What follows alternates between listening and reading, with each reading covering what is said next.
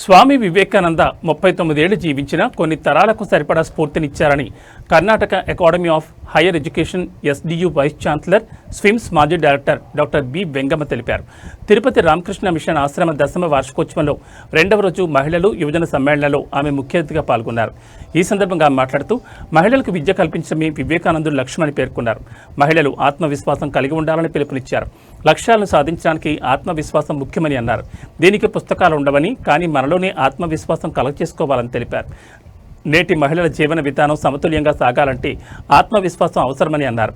మీలో ఆత్మనిర్భరం కలిగి ఉంటేనే ఆత్మవిశ్వాసం సాధ్యమవుతుందని పేర్కొన్నారు.